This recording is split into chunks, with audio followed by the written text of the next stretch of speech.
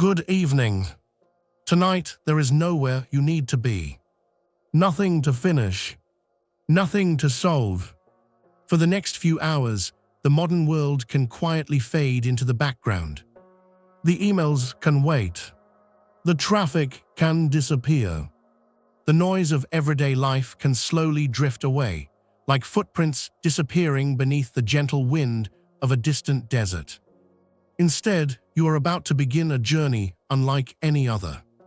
Not across countries, not across oceans, but across time itself.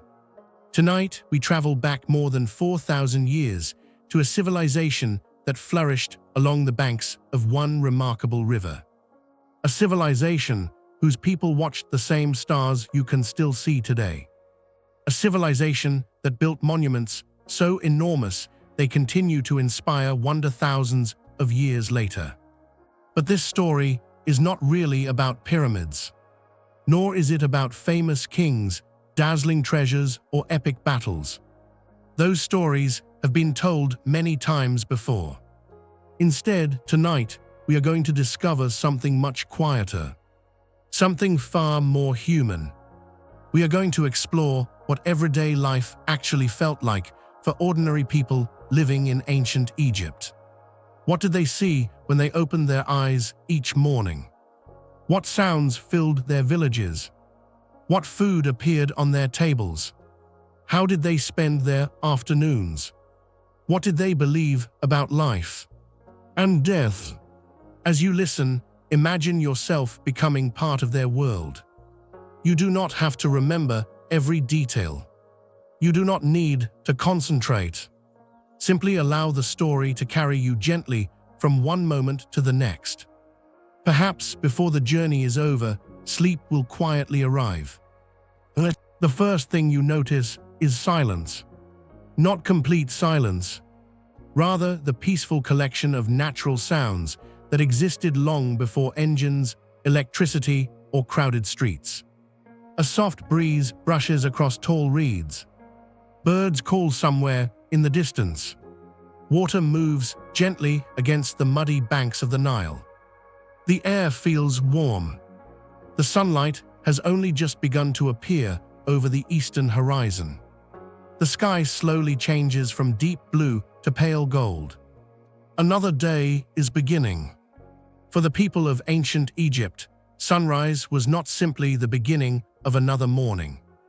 It represented order, balance, continuity. Every sunrise reminded them that the universe was still functioning exactly as it should. The great river continued to flow. The seasons continued to turn. Life continued. The Nile was more than a river. It was the heartbeat of an entire civilization. Without it, almost everything around you would disappear. Beyond the fertile strip surrounding the river lies an endless desert. Dry, silent, almost completely lifeless. But beside the Nile, everything changes. Palm trees sway gently. Birds gather near the water. Fields stretch across the landscape, rich with dark soil. Small villages appear one after another along the riverbank. Children laugh somewhere in the distance. A fisherman quietly prepares his simple wooden boat. A farmer walks slowly toward his field. Smoke begins rising from the first cooking fires. Nothing feels rushed.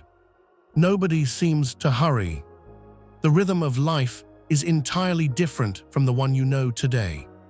In the modern world, minutes matter. Schedules control nearly every hour. People race from one task to another.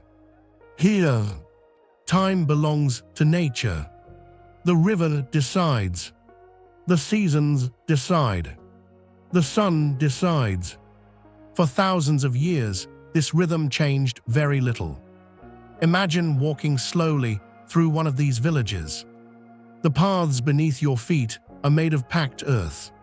Simple mud brick houses stand close together, their thick walls protecting families from the intense afternoon heat. Goats wander freely, A few chickens scratch at the dusty ground. Nearby, someone is grinding grain using a heavy stone. The repetitive sound is strangely calming. Inside one home, fresh bread is already baking. The smell drifts gently into the cool morning air. Bread is one of the foundations of Egyptian life. It will appear at almost every meal, every day, for nearly everyone. Nearby, a woman carefully fills large clay jars with water collected from the Nile. She balances them with practiced ease, moving slowly through the village. Children follow behind her, talking quietly. Nobody appears stressed. Nobody seems anxious about tomorrow. Life is demanding, certainly. Work is unavoidable. But the pace feels different. Much slower. Much more connected to the natural world. As the sun climbs higher into the sky, more people leave their homes. Some carry wooden farming tools across their shoulders. Others prepare fishing nets. Craftsmen unlock modest workshops where they will spend the day shaping wood, carving stone, weaving linen, or creating beautiful pottery by hand. Every occupation contributes to the survival of the community. Every person has a role. Even the smallest task matters. Unlike many modern cities, there are few unnecessary distractions. No advertisements compete for attention. No constant stream of information fills the air. Instead, each day unfolds almost exactly as the one before it. For some, this might sound repetitive, but repetition can also be comforting. The certainty of familiar routines brings a quiet sense of peace. The people living here cannot imagine airplanes. They know nothing of computers, telephones, or electricity. Yet they understand the stars. They understand the changing winds. They understand the movement of birds and the yearly flooding of the Nile with remarkable accuracy. Their knowledge comes not from books filled with diagrams, but from generations of careful observation. Parents teach children. Grandparents share stories. Skills pass naturally from one generation to the next. Knowledge becomes tradition. Tradition becomes culture. And culture becomes civilization. Perhaps that is one of the greatest lessons ancient Egypt still offers today. Great civilizations are not built only by kings. They are built quietly, by ordinary people, performing ordinary tasks, day after day, year after year. As the warm morning light spreads across the river, you pause for a moment. The Nile reflects the golden sky like polished glass. A gentle breeze ripples across the surface. Somewhere nearby, an ibis lifts gracefully into the air. The village is now fully awake. A new day has begun, and your journey into the everyday world of ancient Egypt has only just started. Chapter 2, The River That Created a Civilization. The morning grows brighter. The golden light now stretches across the surface of the Nile, turning every small ripple into shimmering lines of silver and gold. The cool air that greeted the first moments of dawn slowly begins to warm, though it is still comfortable enough to enjoy a long walk along the riverbank. As you continue your quiet journey, it becomes impossible not to notice how every part of life seems connected to the water beside you. The river is everywhere. It reflects the sky. It feeds the fields. It provides fish for the villages. It carries boats from one settlement to another. It even shapes the calendar itself. To the people living here, the Nile is not simply a river. It is the rhythm of existence. Every year, something remarkable happens. Far to the south, beyond the lands most Egyptians would ever visit, heavy seasonal rains fall across the highlands of eastern Africa. The people standing beside you cannot see those distant storms. Many of them have never even heard of those mountains. Yet every year, the effects arrive with astonishing reliability. Weeks later, the water level of the Nile begins to rise. Slowly at first, almost unnoticed. Then, little by little, the river spills beyond its usual banks. The surrounding fields disappear beneath calm, muddy water. To someone seeing this for the first time, it might appear frightening. You might expect panic. You might imagine families rushing to save their homes. But that is not what happens. Instead, there is patience. Experience has taught these people that the flood is not their enemy. It is their greatest gift. Without it, nothing here could survive. As the floodwaters spread across the land, they carry something almost invisible. Tiny particles of dark, fertile silt. This rich soil has traveled hundreds of miles with the river itself. When the waters finally retreat, they leave behind a fresh layer of nutrient-rich earth. The fields are ready once again. There is no need for artificial fertilizer. Nature has already done the work. For thousands of years, this cycle repeats with remarkable consistency. Flood, plant, grow, harvest, rest, then begin again. There is something deeply comforting about such certainty. Life is not controlled by clocks. It is guided by seasons. Imagine standing beside one of the flooded fields. The water is calm. White birds glide quietly across the surface, searching for small fish trapped in the shallow pools. Children watch from nearby, fascinated by every movement. Some laugh softly, others simply observe. The adults remain patient. They know that this temporary sea covering the farmland is not a disaster. It is tomorrow's harvest. As the weeks pass, the flood slowly withdraws. Fresh earth appears beneath the receding water. Its color is striking. Dark browns, almost black, soft beneath your feet, rich with life. Soon the farmers begin their work. There are no loud machines, no engines, only simple wooden tools that have changed very little for generations. Some farmers use light hoes to prepare the soil. Others guide wooden plows pulled by oxen moving at an unhurried pace. The animals seem just as calm as their owners. Everything here follows the same quiet rhythm. There is no rush. The crops will not grow faster simply because someone hurries. Seeds are placed carefully into the moist ground. Wheat, barley, flax, lentils, beans. Each seed represents hope. Not dramatic hope, not desperate hope, simply the quiet confidence that nature will continue doing what it has always done. Nearby, another group of villagers repairs irrigation channels. Although the Nile provides abundant water, it must still be guided with care. Small canals carry water toward distant fields. Simple wooden gates allow farmers to direct the flow. Nothing is wasted. Every drop has value. You notice an elderly man kneeling beside one of these narrow canals. His hands move slowly as he clears away reeds and mud that have gathered during the flood. He has likely performed this same task hundreds of times throughout his life. Perhaps thousands.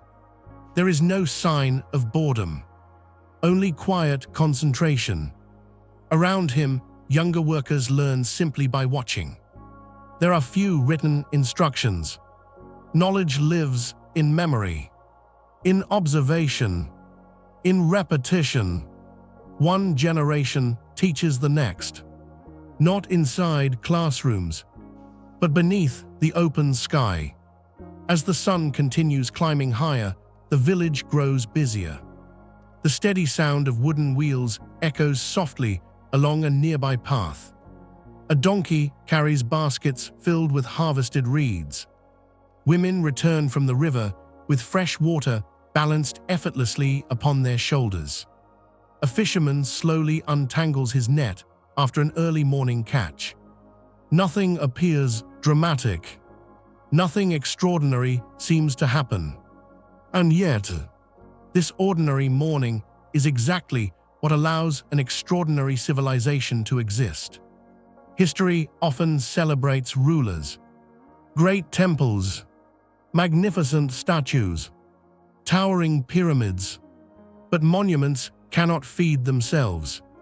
Someone must grow the grain. Someone must shape the bricks. Someone must weave the linen. Someone must repair the boats.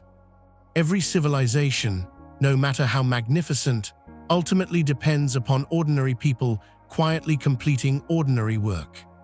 The people surrounding you understand this instinctively.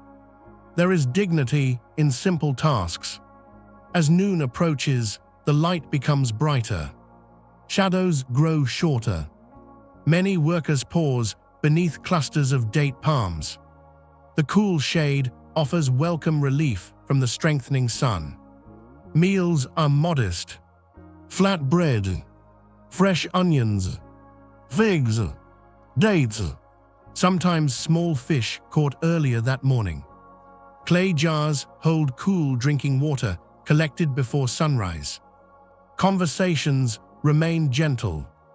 There is laughter, stories, small observations about weather, crops, and family. Life here is deeply communal. Very few people live in complete isolation. Neighbors depend upon one another. During planting, everyone helps. During harvest, everyone works. When a house requires repair, the village gathers. Individual success means little without the strength of the community. Perhaps this is why the pace feels so different from the modern world. Competition exists, but cooperation matters even more. As the afternoon breeze begins moving once again across the river, tall papyrus plants sway together in graceful waves. Dragonflies hover above the water. A crocodile slips silently beneath the surface before disappearing from sight. Life continues all around you. Quietly, patiently, endlessly. The Nile keeps flowing toward the north, just as it has for countless generations. Long before these villagers were born, the river flowed. Long after they are gone, it will continue. Its steady movement reminds everyone of something simple yet profound. Human lives are brief. Nature is patient. And perhaps that is why the people of ancient Egypt trusted the river so completely. It had never stopped keeping its promise. Every year, without fail, it returned, bringing life with it once more. Chapter 3, A Home Beside the River. The afternoon sun slowly begins its gentle journey toward the western horizon. Its warmth remains strong, but the air has changed.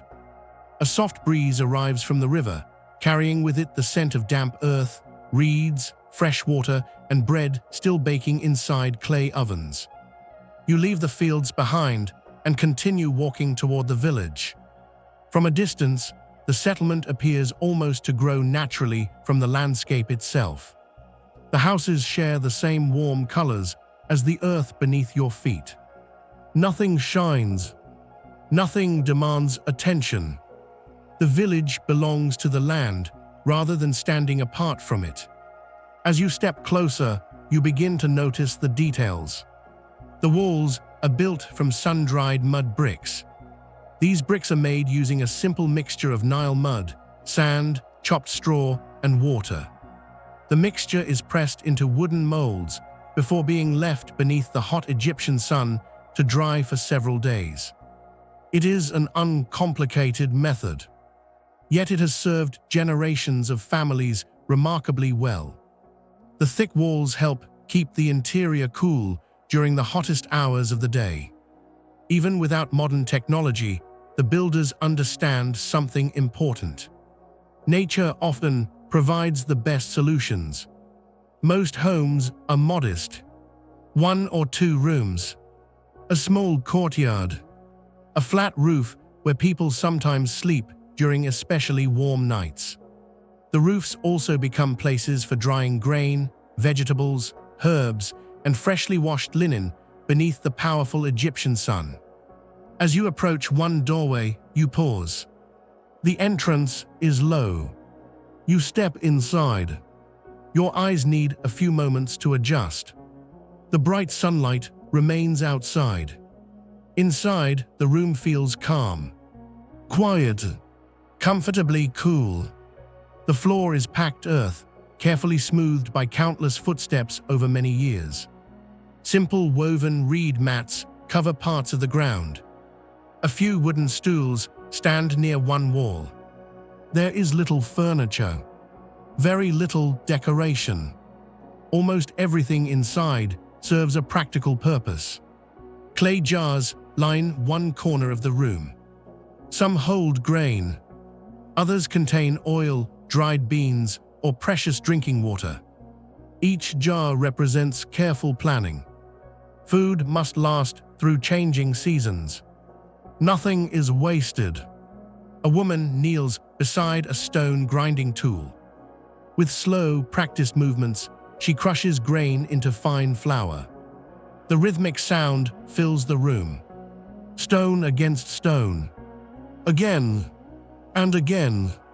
The motion is almost hypnotic. Nearby, another family member kneads dough inside a shallow clay bowl. Water, flour, patience. There are no measuring cups, no written recipes, only experience passed from one generation to the next. Outside, children play together beneath the shade of a sycamore tree. Their games require no expensive toys. A smooth stone, a carved piece of wood, a small ball made from tightly wrapped linen. Imagination does the rest. Their laughter drifts gently through the open doorway before fading once more into the peaceful sounds of the village. One small boy watches his father carefully repairing a fishing net. He says very little. He simply observes. Learning begins long before formal responsibility arrives. Skills are absorbed naturally, one careful movement after another. The fishing net itself has been mended countless times. Every knot tells a story. Every repair extends its usefulness. Objects here are not quickly replaced. They are respected, maintained, repaired whenever possible. In many ways, time itself feels different inside this home. Nothing encourages haste. Nobody checks a clock. The passing hours are measured instead by sunlight moving slowly across the courtyard walls. A gentle shadow stretches a little farther. The air cools almost imperceptibly. The sounds of birds begin to change. This is how the day speaks. The family listens. In another corner of the house, linen cloth hangs neatly folded. Egyptian linen is admired throughout the ancient world. Made from flax grown beside the Nile, it is surprisingly soft despite being produced with simple tools. Clothing remains uncomplicated. Most people wear light linen, garments suited to the hot climate. Comfort matters more than fashion. The colors are natural. Soft whites, creams, occasionally pale shades created using minerals or plants. Jewelry exists as well. Simple necklaces, beads made from clay or stone, copper bracelets. For wealthier families, small pieces of gold may appear. But even modest ornaments carry personal meaning. Many include protective symbols. tiny amulets shaped like scarab beetles. The Eye of Horus, images believed to bring health, protection, and good fortune. You notice one hanging quietly above the doorway. Not displayed proudly, simply present, like a silent companion watching over the household. Near the courtyard, an elderly grandmother gently tells a story to several children gathered around her. There are no books, no written bedtime stories. History survives through memory. Legends pass from one voice to another. Each storyteller remembers details learned decades earlier from someone even older. Generation after generation, stories become living bridges connecting the past to the present. The children listen carefully, not because they are required to, because stories matter.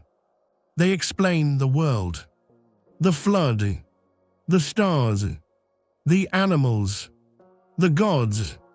Even simple lessons about kindness and honesty become easier to remember when wrapped inside a story. Outside, two cats wander silently through the narrow paths between houses. Cats are welcome companions in Egyptian villages. They protect grain stores from mice and rats. In return, people offer food and shelter. Over time, these graceful animals earn admiration that eventually grows into something even deeper. Respect, perhaps even reverence. One cat pauses beneath the afternoon sun before stretching lazily across a warm stone. It seems completely untroubled by the passing hours. Perhaps it understands something humans often forget.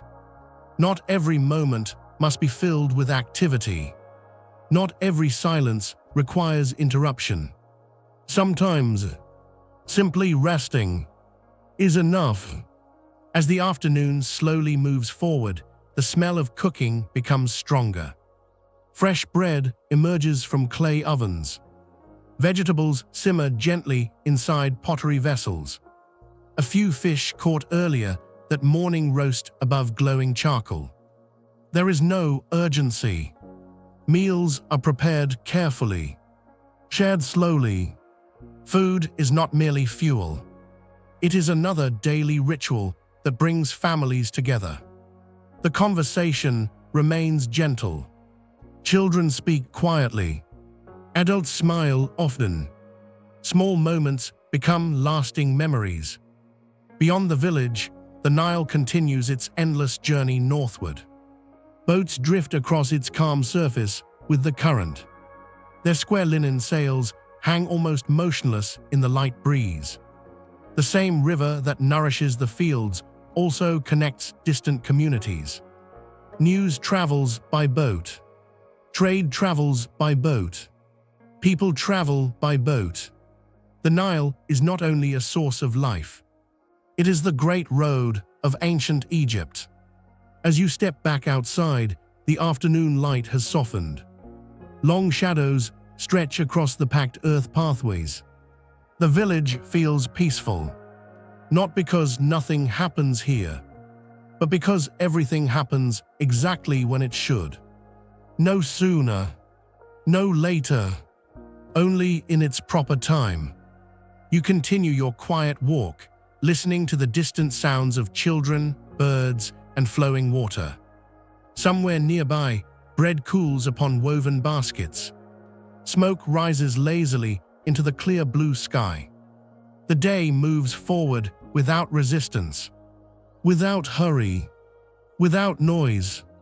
And for a little while longer, you simply become another quiet traveler, walking gently through the timeless heart of ancient Egypt. Chapter 4, the first meal of the day. The afternoon gradually begins to soften. The brightest hours of the day are slowly passing, and the village settles into a quieter rhythm once again. The warm breeze carries the comforting scent of freshly baked bread through the narrow paths between the homes. Somewhere nearby, someone laughs softly. A child runs across the courtyard, before disappearing behind a mud brick wall. A donkey lets out a gentle call before returning to its patient silence. Life continues without interruption, without hurry, without unnecessary noise. As you walk deeper into the village, your attention is drawn toward one particular home. The doorway is open. Inside, several members of the family are preparing the next meal together.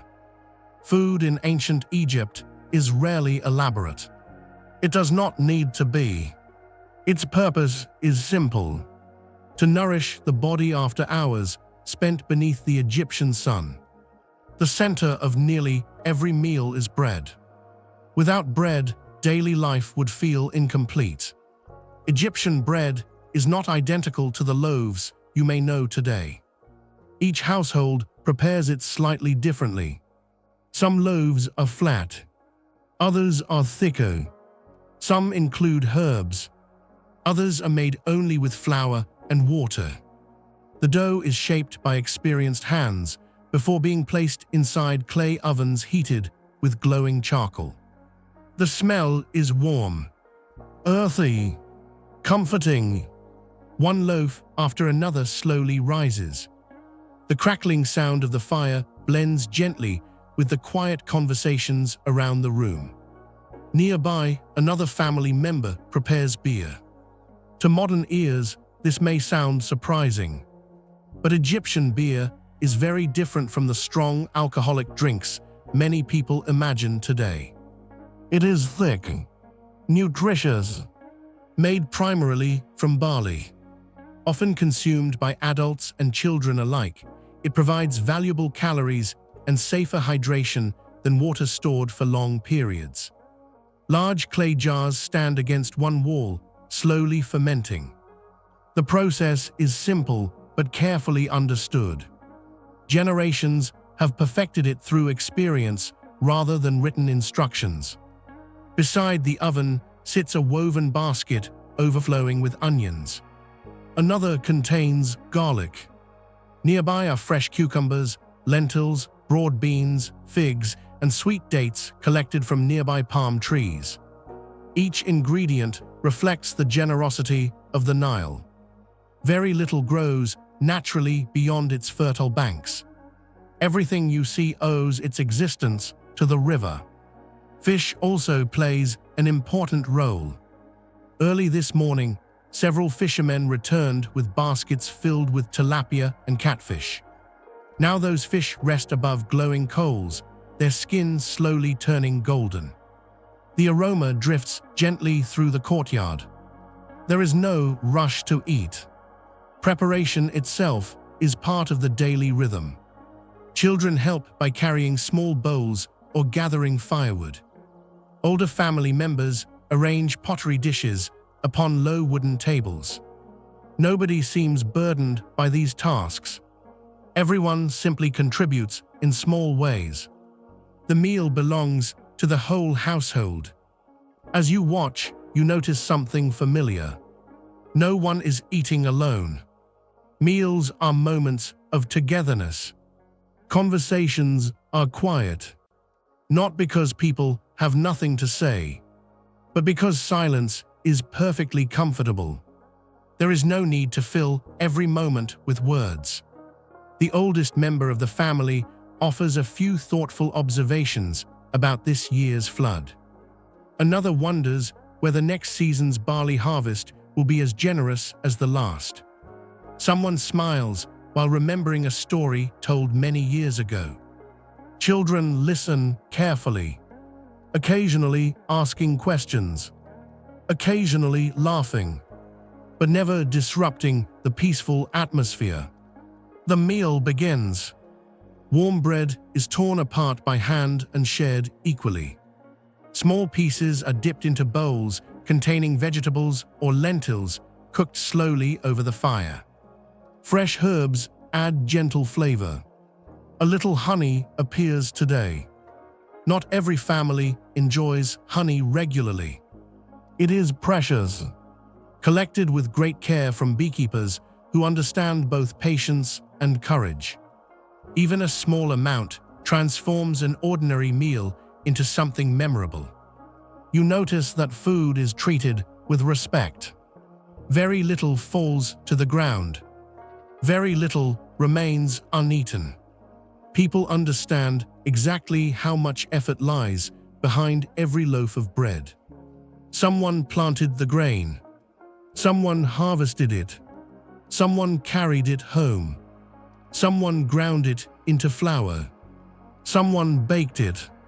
Every meal represents hundreds of quiet acts of work.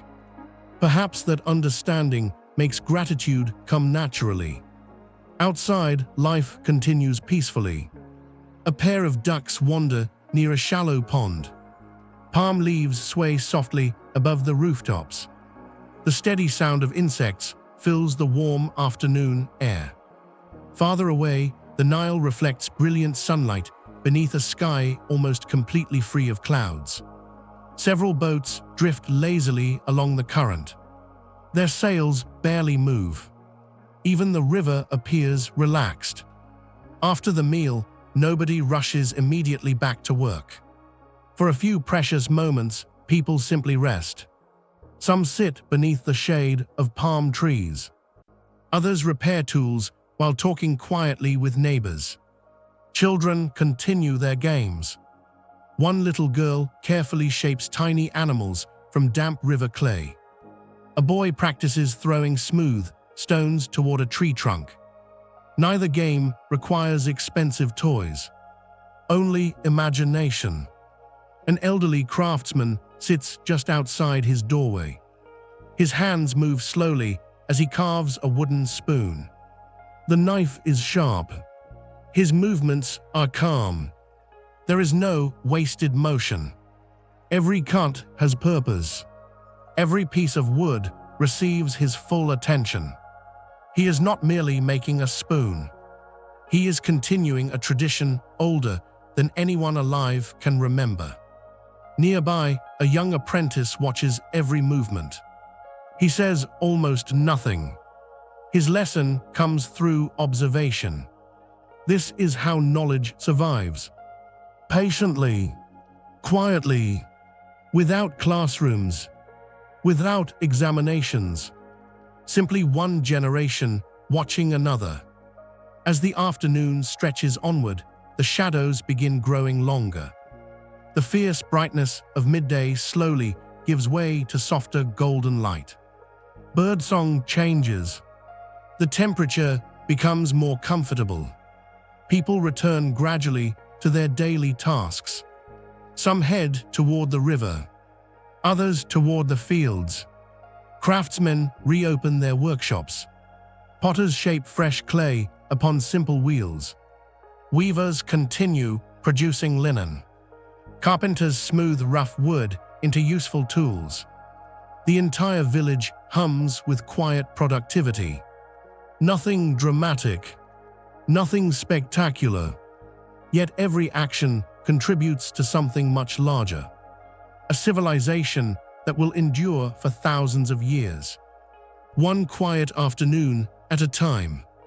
One loaf of bread at a time. One carefully carved spoon at a time. As you continue walking beside the gentle river breeze, you realize something unexpected. Perhaps the true wonder of ancient Egypt is not found inside its temples, nor hidden within royal tombs. Perhaps its greatest achievement is something much simpler. Millions of ordinary days, lived by ordinary people, who found meaning not in constant excitement, but in steady rhythms, shared meals, honest work, and the quiet certainty that tomorrow, when the sun rises once again over the Nile, life will continue exactly as it should. Chapter 5: The People Who Built a Civilization. The golden afternoon light slowly begins to mellow. The heat that dominated the middle of the day gently loosens its grip, allowing a pleasant breeze to move once again through the village. Palm leaves whisper quietly overhead. The Nile continues its endless journey, flowing north just as it has for thousands of years. You continue walking, leaving the family homes behind. Ahead, the sounds of work become slightly more noticeable. Not loud, not hurried, simply the steady rhythm of people creating the objects that make everyday life possible. When many people think about ancient Egypt, they immediately imagine enormous pyramids, magnificent temples, and colossal statues carved from stone. Those achievements are extraordinary, but they are only the final chapter of a much larger story. Long before a monument could rise above the desert, countless ordinary people had already completed thousands of small tasks. Without them, no pyramid would ever stand. No temple would ever welcome worshippers. No city could survive. Today, you are about to meet those people.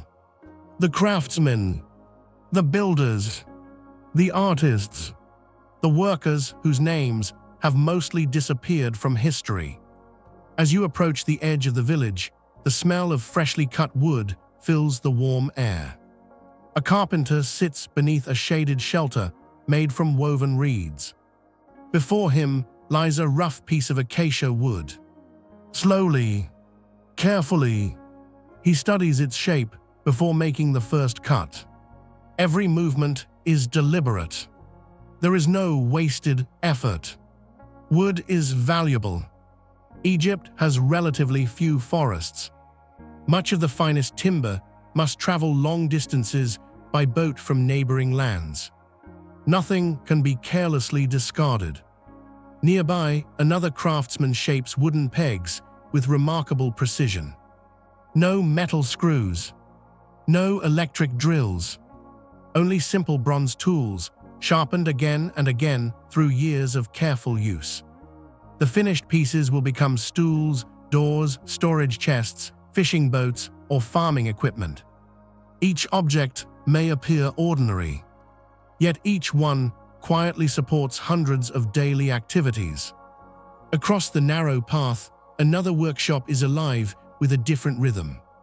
The steady tapping of stone echoes softly through the afternoon air. A sculptor works patiently beside a large block of limestone. Fine dust settles across his hands. Small fragments fall gently onto the ground. His tools are surprisingly simple. Copper chisels, stone hammers, wooden mallets. Progress comes slowly, sometimes only a few centimeters in an entire day. Yet there is no frustration, only patience.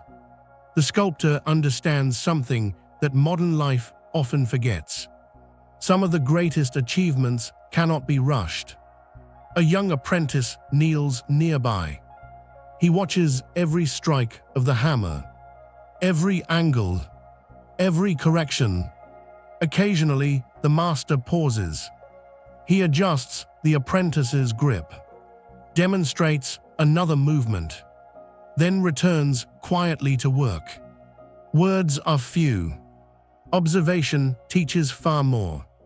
Knowledge travels through careful hands, not hurried conversations. Farther along the village, colorful pieces of broken stone catch the afternoon sunlight. Blue, green, red, white. A jeweler sorts tiny beads upon a woven mat. Some are made from faience, a brilliant glazed material that shines almost like precious gemstones. Others are carved from carnelian, turquoise, lapis lazuli, or polished shell. One by one, each bead is threaded onto delicate linen cord. The finished necklace may one day belong to a wealthy merchant, perhaps a temple official, or perhaps it will become a treasured gift exchanged between family members. Beauty has always been part of human life, even in a world without modern comforts.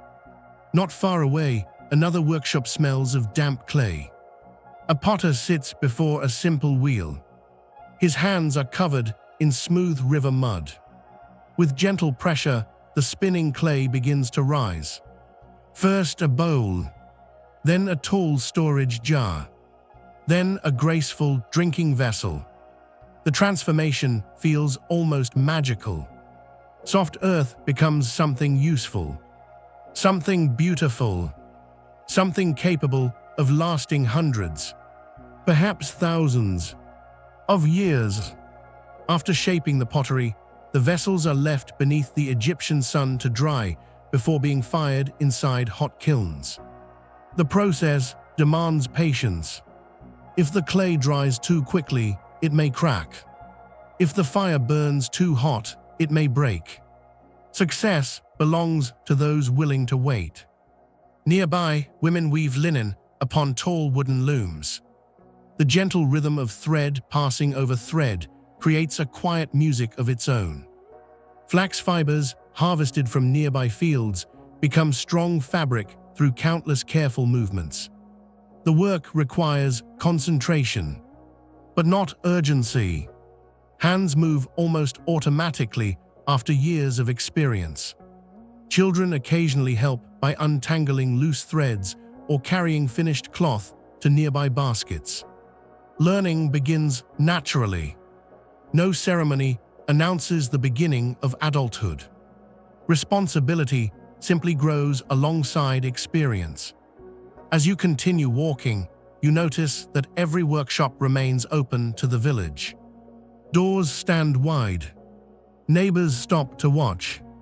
Advice is freely exchanged. Tools are borrowed. Ideas are shared. Very little feels hidden. This is not a world driven by fierce competition. Reputation grows through reliability, through honesty, through consistent work completed well. One elderly craftsman pauses to sharpen his bronze blade against a smooth stone. The sound is slow, steady, almost soothing. He has likely repeated this simple task thousands of times throughout his life. There is comfort in repetition. Each familiar movement connects today with yesterday, and yesterday with countless years before. As the afternoon slowly approaches evening, merchants begin preparing small boats along the riverbank. Bundles of linen, clay jars filled with grain, baskets overflowing with onions and dates. Everything must be loaded carefully. The Nile serves as Egypt's greatest highway. Long before roads connect distant cities, the river quietly links nearly every community. Boats glide effortlessly with the current. Sails capture gentle northern winds for the journey back south. Few civilizations are blessed with such natural transportation. Standing beside the water, you watch one vessel push away from the shore. The crew says little. Each person understands their task. The boat moves almost silently across the shining river. Its reflection stretches across the calm surface before gradually fading into the distance. You realize something remarkable. The objects created inside these humble workshops may travel hundreds of miles. A bowl shaped in this quiet village could one day rest inside a nobleman's home. A length of linen woven here might become clothing for a temple priest. A wooden chair crafted this afternoon could remain useful for generations. History often remembers kings, but civilizations are built by anonymous hands. Hands that shape clay, carve wood, weave linen, repair fishing nets, bake bread, guide boats, plant seeds. Their names may disappear. Their work does not. The village around you continues humming with gentle activity.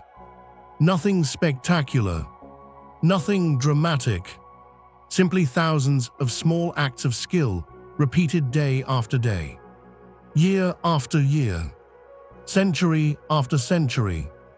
Perhaps that is the true secret behind ancient Egypt's extraordinary longevity. Not a single miracle, but millions of quiet moments of patient craftsmanship. As the sunlight begins turning softer still, long shadows stretch across the pathways between the workshops. Birds circle lazily above the river. The breeze carries the scent of fresh clay, cut wood, and warm linen drying beneath the open sky. You pause for a final moment, listening, watching, breathing slowly. The village continues working peacefully around you. No one seems to hurry the coming evening. Because they know, just as the Nile will return tomorrow, so too will another day of honest work. Another day of simple beauty. Another ordinary day inside one of history's most extraordinary civilizations. Chapter 6, The Scribes Who Remembered Everything. By the time the sun begins its slow descent toward the western desert, the village settles into an even gentler rhythm. The hardest work of the day has already been done. Fields have been tended. Boats have returned. Workshops continue quietly, though every movement now feels slower than before. The light itself seems softer. Long shadows stretch across the packed earth paths, painting the village with warm shades of amber and gold. You continue walking toward one of the larger buildings near the center of the settlement. Unlike many of the nearby homes, this building feels slightly different. Its walls are smoother. Its entrance is wider. Several people quietly enter and leave throughout the afternoon. Inside, there is almost complete silence.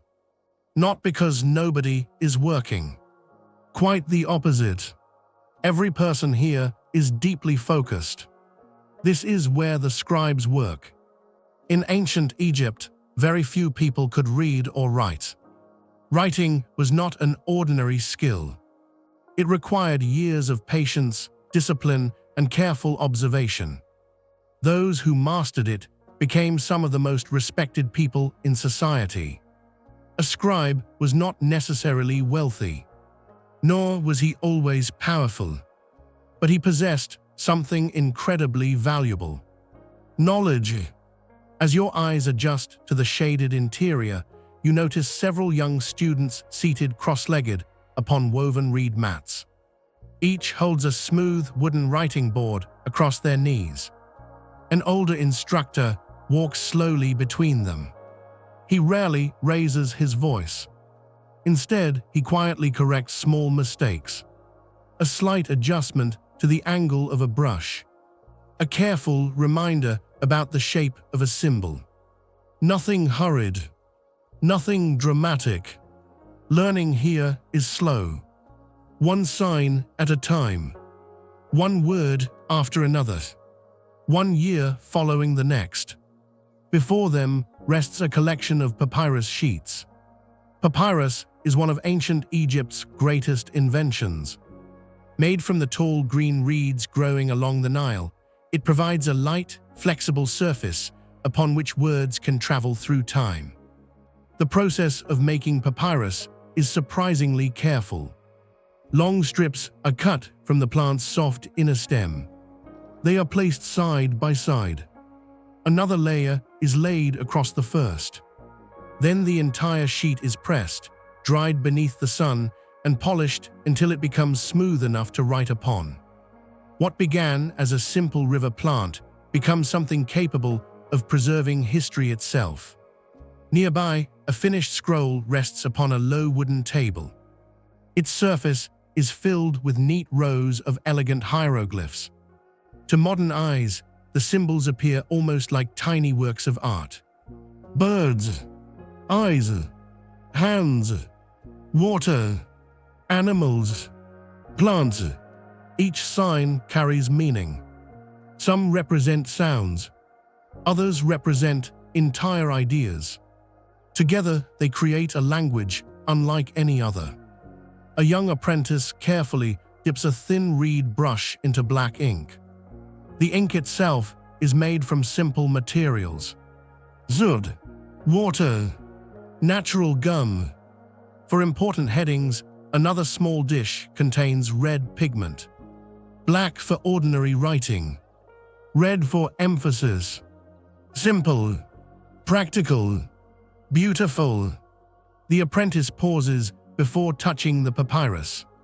His breathing slows. He concentrates completely. One careless stroke could ruin hours of preparation. So he waits. Then, slowly, the first symbol appears. Every movement is deliberate. There is something almost meditative about watching him work. Outside, the village continues its peaceful routine. Inside, time feels even slower.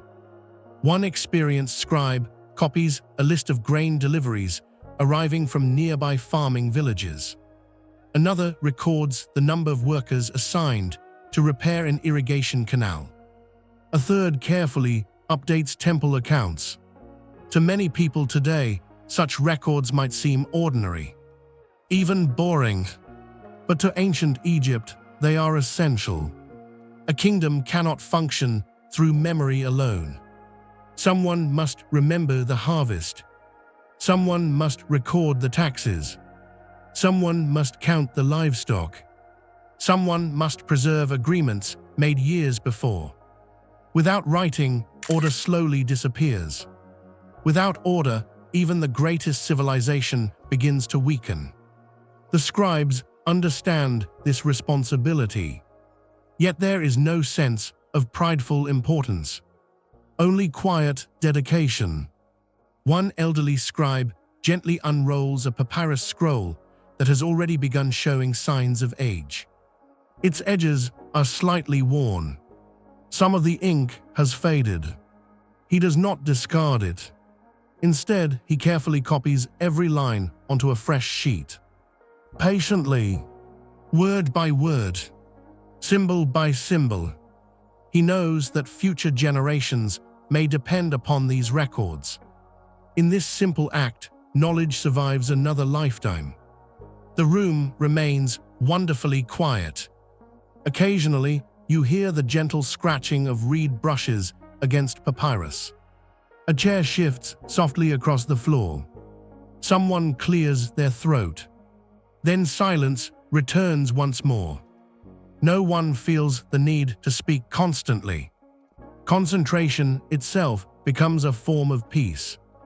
As you watch the students continue practicing, you realize they are not merely learning to write. They are learning patience. Writing cannot be rushed. A hurried hand produces careless symbols. A patient hand creates lasting knowledge. Perhaps that lesson extends far beyond ancient Egypt. Outside, the late afternoon breeze slips through the open doorway. It carries with it the familiar scent of river water mixed with warm earth. Somewhere nearby, children laugh before their voices fade once again into the distance. Life continues. The scribes continue writing. The Nile continues flowing. Every part of Egyptian life seems connected by the same invisible rhythm. Steady, reliable, unhurried. One completed scroll is carefully rolled, tied with linen cord, and placed inside a wooden storage chest. There it may remain for years, perhaps decades, perhaps centuries. Long after the hands that wrote it have disappeared, the words will remain, waiting quietly for another pair of eyes to discover them. As the afternoon slowly approaches evening, the instructor dismisses the youngest students. They bow respectfully before gathering their brushes and wooden boards. Their lessons are finished for today. Tomorrow they will return. They will practice the same symbols again. Not because they failed, but because mastery grows through repetition. The same patient repetition that guides the farmer, the potter, the carpenter, the fisherman, the weaver. Every profession in ancient Egypt shares one quiet truth. Great things are rarely created all at once. They emerge slowly, through thousands of careful moments, repeated with patience, day after day, until ordinary effort becomes extraordinary achievement. You step back outside into the warm golden light. Behind you, the scribes continue preserving the memory of an entire civilization. Ahead of you, the Nile glows beneath the lowering sun. The day is not yet over, but evening is quietly drawing near. And with it, another peaceful chapter of life beside the river. Chapter 7, The Great Temples and the Quiet Faith of Egypt. The afternoon slowly begins to surrender to evening. The bright sunlight that once covered every field now softens into long ribbons of gold stretching across the landscape. The air feels lighter. The river breeze grows cooler. Even the birds seem to sing more quietly, as if they too recognize that the busiest hours of the day have already passed. You leave the scribes behind and continue following a broad path leading away from the village. Ahead, rising above the palm trees, enormous stone columns begin to appear. At first, they seem almost like part of the cliffs themselves. Then, with every step, their true scale becomes clear. A temple, not a palace, not a fortress, a place built for something invisible. For thousands of years, these temples have watched the Nile continue its endless journey. Generations have been born. Generations have grown old. Generations have disappeared. Yet the temples remain. Their massive walls seem almost timeless. As you approach the entrance, you notice that the atmosphere changes. The sounds of the village become distant. The laughter of children fades. The tapping of craftsmen's tools disappears. Only your footsteps remain. Slow, gentle, measured. The stone beneath your feet has been polished smooth by countless visitors over hundreds of years. Every person who entered before you arrived with different hopes. Some came to offer thanks. Some prayed for healthy harvests. Others hoped for healing. Many simply sought a moment of quiet reflection. Unlike the crowded places of worship that exist in many parts of the modern world, Egyptian temples often feel remarkably calm. Order is everywhere. Symmetry, balance, silence. The first courtyard opens before you. Towering columns rise toward the sky like enormous stone forests. Their surfaces are covered with carefully carved scenes. Kings presenting gifts to the gods. Priests carrying sacred offerings. Boats sailing along the Nile. Flowers blooming beside the river. Every carving tells part of a much larger story. Not one of conquest alone, but of harmony. For the Egyptians, harmony was everything. They believed the universe depended upon balance. The flooding of the Nile, the rising of the sun, the changing of the seasons, the movement of the stars. Everything belonged to a great cosmic order. If that balance was protected, life continued peacefully. If it were broken, chaos might follow. As you continue walking between the enormous columns, sunlight filters through narrow spaces overhead. Long beams of golden light fall across the stone floor. Tiny particles of dust drift lazily through the air. Nothing moves quickly here. Even light seems patient. Farther inside, the temperature becomes noticeably cooler. The thick stone walls protect the inner chambers from the relentless Egyptian sun. A quiet fragrance lingers in the air. Burning incense, warm resin, fresh lotus flowers placed carefully upon stone altars. The scent is subtle, never overwhelming, only enough to create an atmosphere of peace. Several priests move silently through the temple. Their white linen garments are simple and spotless. Their movements are calm and deliberate. One carefully cleans a small statue. Another replaces wilted flowers with fresh ones gathered earlier that morning. A third quietly lights another piece of incense. There are no dramatic ceremonies, no loud chanting, only careful routines repeated every single day. Many people imagine ancient religion as something mysterious and frightening. But for most Egyptians, faith was woven gently into ordinary life. A farmer planting grain might quietly thank the gods for fertile soil. A fisherman preparing his nets might whisper a brief prayer before launching his boat. A mother watching over her sleeping child might wear a small protective amulet beneath her clothing. Faith was not separate from life. It was part of life, as natural as sunrise, as familiar as the flowing river. One elderly priest pauses before a carved image of Ra, the sun god. Each morning, Ra was believed to sail across the heavens, bringing light to the world. Each evening, he continued his journey beyond the horizon before returning again at dawn. To modern listeners, this may sound like mythology.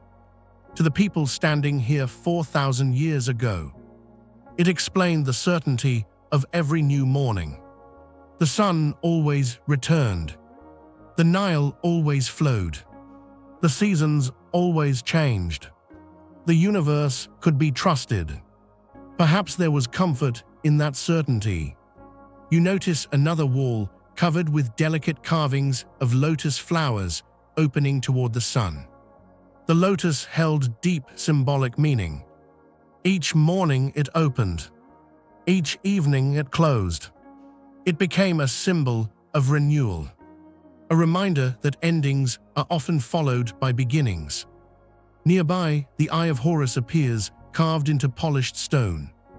To many Egyptians, it represented protection, healing, and wholeness. Small versions of this symbol were worn as jewelry. Others were carved into homes, boats, or personal belongings, not because people expected miracles every day, but because symbols reminded them of hope. The temple itself is not filled with crowds. Only a handful of visitors quietly move through the halls. Some leave baskets of fruit. Others bring bread, flowers, perfumed oils, simple gifts offered with sincere gratitude. No one seems eager to leave. The peaceful silence invites people to slow their breathing, to pause, to reflect. Perhaps that is one reason these places have fascinated visitors for thousands of years. They were designed not only to impress the eyes, but to calm the mind. Outside, the afternoon continues drifting toward evening. The golden light becomes softer with every passing minute. Long shadows stretch across the temple courtyard. A flock of white ibises flies overhead before disappearing toward the marshes beside the Nile. You remain standing quietly beneath one of the great columns, looking upward, listening, feeling the cool stone beneath your hand. The temple asks nothing from you. It demands no urgency, no explanation, only your presence. For a few peaceful moments, time itself seems to disappear. The world becomes wonderfully simple. A quiet breeze, warm stone, distant birds, the scent of incense, the fading light of another beautiful Egyptian day. And somewhere beyond the temple walls, the eternal Nile continues flowing, just as it always has, and always will. Chapter 7, The Great Temples and the Quiet Faith of Egypt. The afternoon slowly begins to surrender to evening. The bright sunlight that once covered every field now softens into long ribbons of gold stretching across the landscape. The air feels lighter. The river breeze grows cooler. Even the birds seem to sing more quietly, as if they too recognize that the busiest hours of the day have already passed. You leave the scribes behind and continue following a broad path leading away from the village. Ahead, rising above the palm trees, enormous stone columns begin to appear. At first, they seem almost like part of the cliffs themselves. Then, with every step, their true scale becomes clear. A temple, not a palace, not a fortress, a place built for something invisible. For thousands of years, these temples have watched the Nile continue its endless journey. Generations have been born. Generations have grown old. Generations have disappeared. Yet the temples remain. Their massive walls seem almost timeless. As you approach the entrance, you notice that the atmosphere changes. The sounds of the village become distant. The laughter of children fades. The tapping of craftsmen's tools disappears. Only your footsteps remain. Slow, gentle, measured. The stone beneath your feet has been polished smooth by countless visitors over hundreds of years. Every person who entered before you arrived with different hopes. Some came to offer thanks. Some prayed for healthy harvests. Others hoped for healing. Many simply sought a moment of quiet reflection. Unlike the crowded places of worship that exist in many parts of the modern world, Egyptian temples often feel remarkably calm. Order is everywhere. Symmetry, balance, silence. The first courtyard opens before you. Towering columns rise toward the sky like enormous stone forests. Their surfaces are covered with carefully carved scenes. Kings presenting gifts to the gods. Priests carrying sacred offerings. Boats sailing along the Nile. Flowers blooming beside the river. Every carving tells part of a much larger story. Not one of conquest alone, but of harmony. For the Egyptians, harmony was everything. They believed the universe depended upon balance. The flooding of the Nile.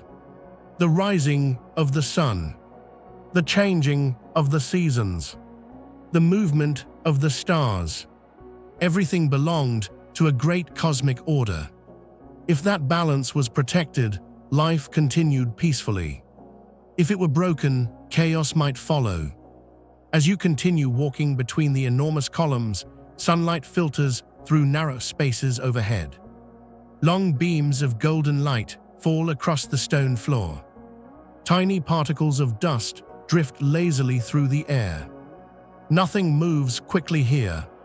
Even light seems patient. Farther inside, the temperature becomes noticeably cooler. The thick stone walls protect the inner chambers from the relentless Egyptian sun.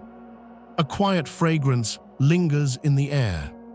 Burning incense, warm resin, fresh lotus flowers placed carefully upon stone altars.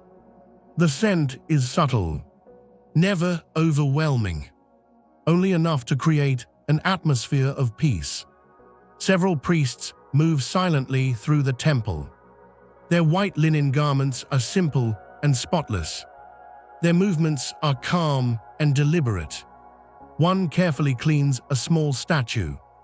Another replaces wilted flowers with fresh ones gathered earlier that morning. A third quietly lights another piece of incense. There are no dramatic ceremonies, no loud chanting, only careful routines repeated every single day. Many people imagine ancient religion as something mysterious and frightening. But for most Egyptians, faith was woven gently into ordinary life. A farmer planting grain might quietly thank the gods for fertile soil. A fisherman preparing his nets might whisper a brief prayer before launching his boat. A mother watching over her sleeping child might wear a small protective amulet beneath her clothing. Faith was not separate from life. It was part of life, as natural as sunrise, as familiar as the flowing river. One elderly priest pauses before a carved image of Ra, the sun god. Each morning, Ra was believed to sail across the heavens, bringing light to the world. Each evening, he continued his journey beyond the horizon before returning again at dawn. To modern listeners, this may sound like mythology. To the people standing here 4,000 years ago, it explained the certainty of every new morning. The sun always returned. The Nile always flowed. The seasons always changed. The universe could be trusted. Perhaps there was comfort in that certainty. You notice another wall covered with delicate carvings of lotus flowers opening toward the sun. The lotus held deep symbolic meaning. Each morning it opened. Each evening it closed. It became a symbol of renewal, a reminder that endings are often followed by beginnings. Nearby, the Eye of Horus appears, carved into polished stone. To many Egyptians, it represented protection, healing, and wholeness. Small versions of this symbol were worn as jewelry. Others were carved into homes, boats, or personal belongings, not because people expected miracles every day, but because symbols reminded them of hope. The temple itself is not filled with crowds. Only a handful of visitors quietly move through the halls. Some leave baskets of fruit. Others bring bread, flowers, perfumed oils, simple gifts offered with sincere gratitude. No one seems eager to leave. The peaceful silence invites people to slow their breathing, to pause, to reflect. Perhaps that is one reason these places have fascinated visitors for thousands of years. They were designed not only to impress the eyes, but to calm the mind. Outside, the afternoon continues drifting toward evening. The golden light becomes softer with every passing minute. Long shadows stretch across the temple courtyard. A flock of white ibises flies overhead before disappearing toward the marshes beside the Nile. You remain standing quietly beneath one of the great columns, looking upward, listening, feeling the cool stone beneath your hand. The temple asks nothing from you. It demands no urgency, no explanation, only your presence. For a few peaceful moments, time itself seems to disappear. The world becomes wonderfully simple. A quiet breeze, warm stone, distant birds, the scent of incense, the fading light of another beautiful Egyptian day. And somewhere beyond the temple walls, the eternal Nile continues flowing, just as it always has, and always will. Chapter 8, The Boats of the Nile. The last warmth of the afternoon lingers gently over the river. The temple now rests behind you, its great stone columns glowing softly beneath the lowering sun. Ahead, the Nile stretches across the landscape like a ribbon of polished bronze. Its surface is almost perfectly calm. Only an occasional breeze disturbs the reflection of the sky. As you make your way toward the riverbank, another part of Egyptian life quietly comes into view. The boats. To many civilizations, roads connected towns and cities.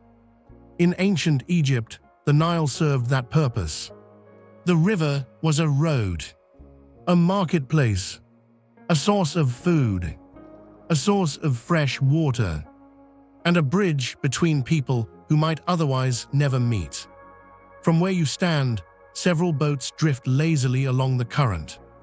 Some are small fishing boats. Others are larger vessels carrying baskets of grain, jars of oil, rolls of linen, and carefully stacked pottery. Their sails catch the gentle northern wind. Unlike many rivers, the Nile offers something remarkable. Its current naturally flows north. The prevailing winds often blow south, This means that Egyptian sailors can travel in both directions with surprising ease. When heading north, they simply allow the current to carry them. When returning south, they raise their square linen sails and let the wind do most of the work. It is an elegant partnership between nature and human understanding. A partnership that has existed for generations. You step closer to the shore. The mud beneath your sandals feels cool after the warmth of the village paths. Several fishermen are preparing their nets for tomorrow morning. One man carefully checks every knot. Another patiently repairs a small tier using thin strands of flax. No one seems impatient. A damaged net repaired today may provide food for many weeks to come. Nearby, a father quietly teaches his young daughter how to tie a simple knot. He does not hurry her. She tries once, then again. The knot slips loose. She smiles. Her father smiles too. Without a word, he demonstrates the movement once more. Learning here is measured in repetition rather than speed. A little farther along the bank, a merchant oversees the loading of a cargo boat. Clay jars filled with grain are lifted one by one. Each jar is placed carefully to keep the vessel balanced. Nothing is thrown. Nothing is rushed. Every movement reflects experience earned over many seasons. A donkey waits patiently nearby. Its work for the day is almost complete. The merchant thanks the workers with quiet words before checking the cargo one final time. The journey ahead may take several days. The river will decide the pace. As the boat slowly pushes away from the shore, its wooden hull barely disturbs the water. Small ripples spread outward before disappearing once again into perfect stillness. The sail rises. The linen catches the evening breeze. The vessel begins moving with graceful confidence.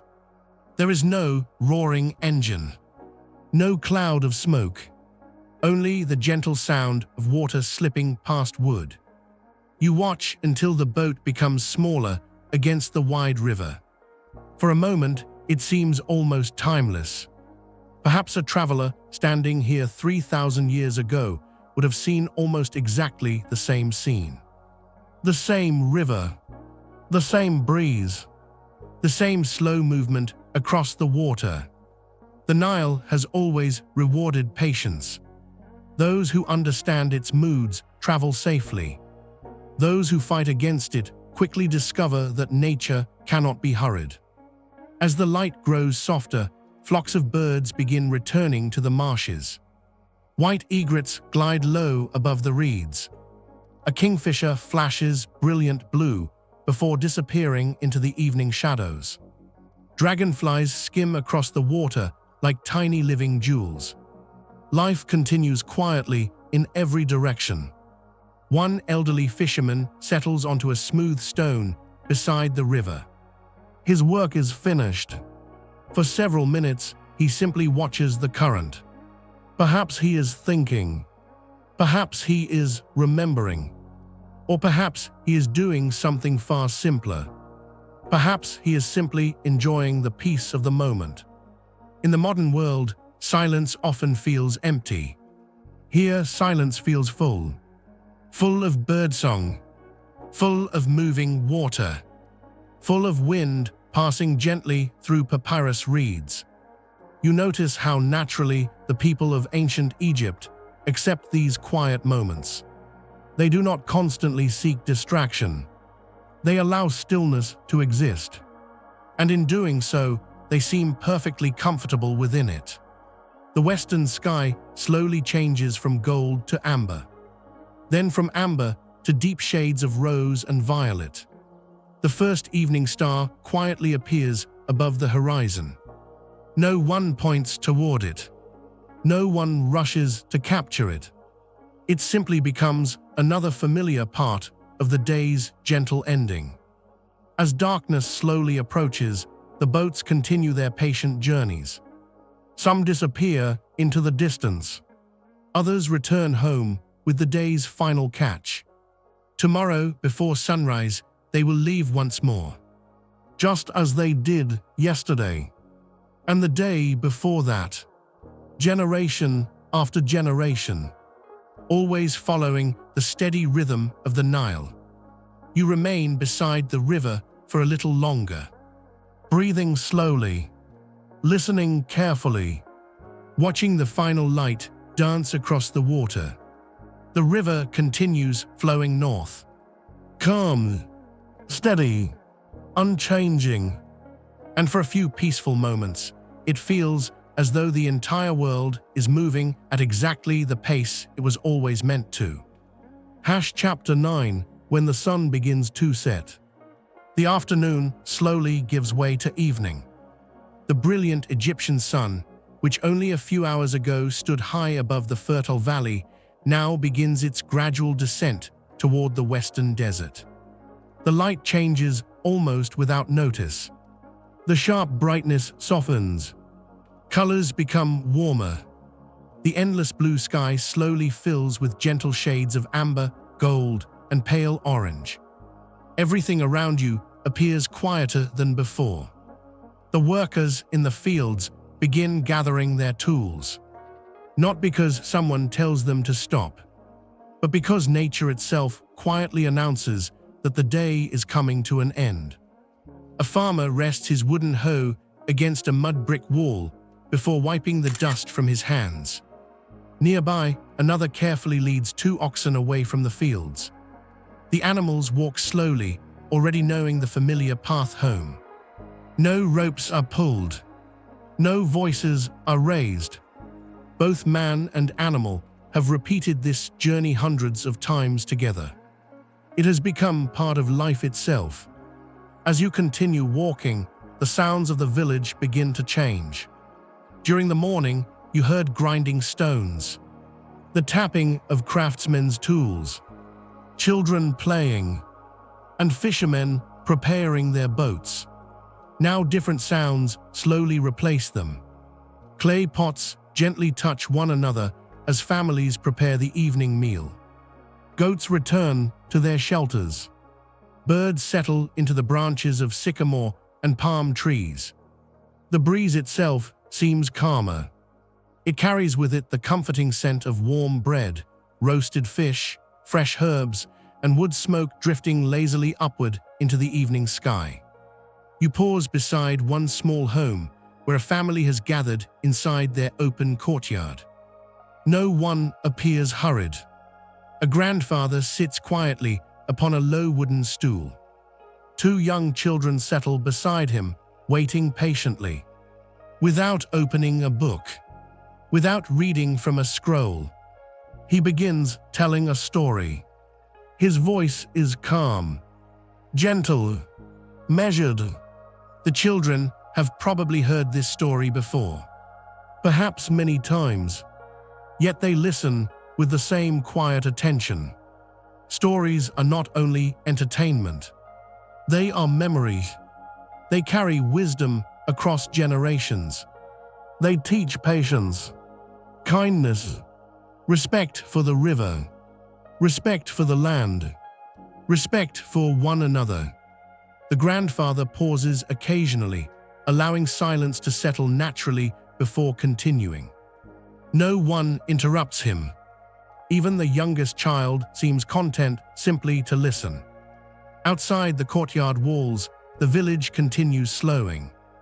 A potter carefully covers today's finished work. A carpenter gathers his tools and places them inside a wooden chest. A fisherman hangs his nets where they can dry overnight. Nothing is abandoned carelessly. Every object has value. Every tool represents many hours of careful work.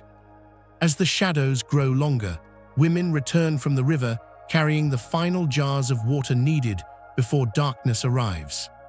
The smooth clay vessels rest effortlessly upon their shoulders. They have practiced this balance for so many years that every movement appears almost effortless. Nearby, several young boys chase one another between the houses before a mother's gentle voice reminds them that evening has arrived.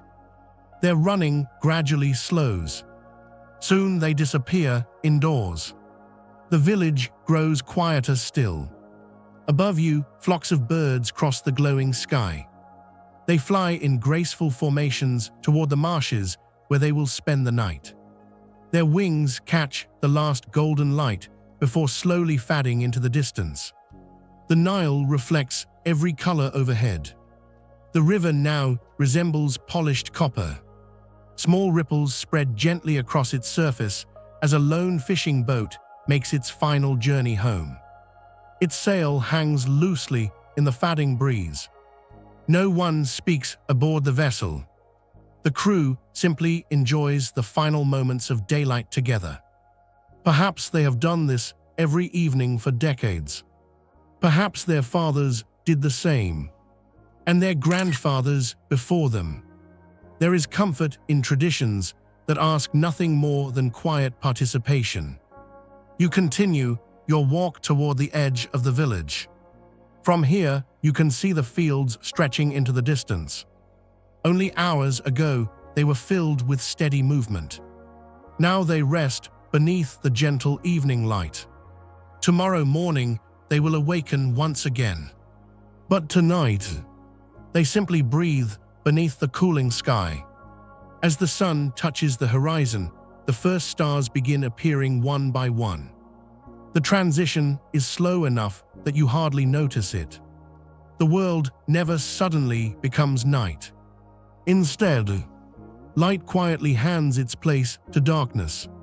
The people of ancient Egypt understood this rhythm well. Every sunset marked the end of one journey. Every sunrise promised another beginning. Neither was feared. Both belonged to the natural order of life.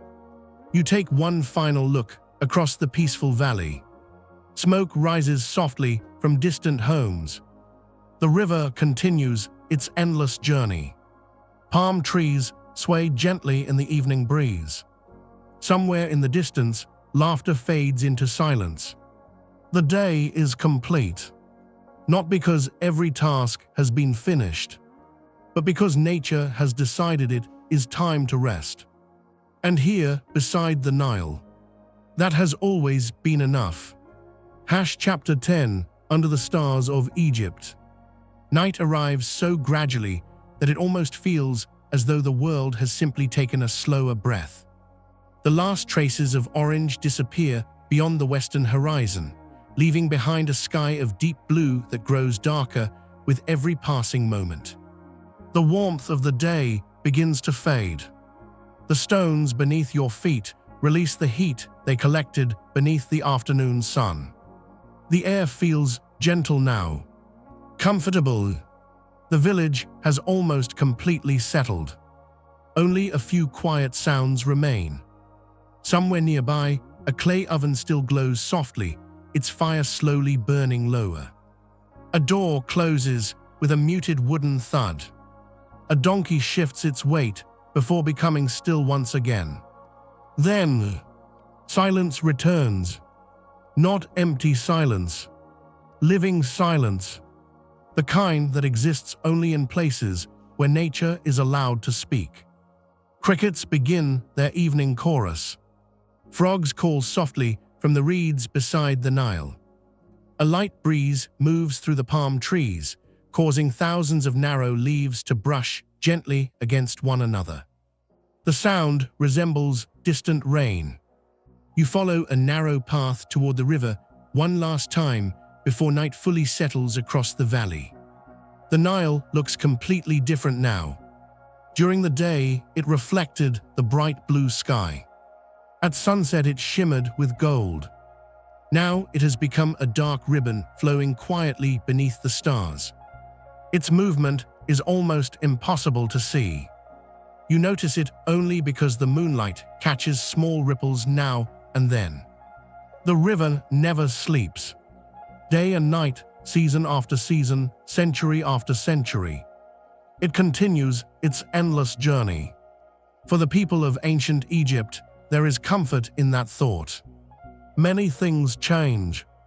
Children become adults. Parents become grandparents. Harvests succeed one another. Kings rise and kings are forgotten. Yet the Nile continues. Steady, reliable, faithful. Looking upward, the sky becomes impossible to ignore. Without electric lights, the heavens appear astonishingly clear. Thousands upon thousands of stars stretch across the darkness. The bright band of the Milky Way arches gently overhead. To modern eyes, such a sight feels rare. To an Egyptian farmer, it is simply another beautiful evening. The stars are more than decoration. They are companions, guides, calendars, stories written across the heavens. Certain constellations announce changing seasons. Others help travelers navigate during long journeys upon the river. The night sky is both practical and deeply meaningful. You imagine lying upon the flat roof of a modest mud brick home. Many Egyptian families choose to sleep here during the warmest months of the year. Above you, only stars. Below you, the quiet village. The warm stone beneath your back slowly cools as the hours pass. The breeze carries the scent of the river mixed with dry desert air. Somewhere nearby, a mother quietly hums a simple melody to a child who has almost fallen asleep. The song is soft enough that the words cannot quite be heard. Perhaps that does not matter. Some songs are remembered more by feeling than by language. In another home, an elderly couple sits together beneath the moonlight. They speak only occasionally. Years of shared life have taught them that silence can be just as meaningful as conversation. A cat slips quietly through the narrow alleyways. Its paws make almost no sound against the packed earth. For a moment it pauses, looking toward the river before disappearing once again into the darkness. The village dogs no longer bark. The birds have tucked their heads beneath their wings. Even the breeze seems softer than before. Everything encourages rest. Everything invites a stillness. Far across the river, somewhere beyond the darkness, another village is preparing for sleep in exactly the same way. Another family finishes its evening meal. Another fisherman hangs his nets. Another child listens to one final story before closing tired eyes. Though they cannot see one another across the water, they share the same night. The same stars. The same gentle rhythm.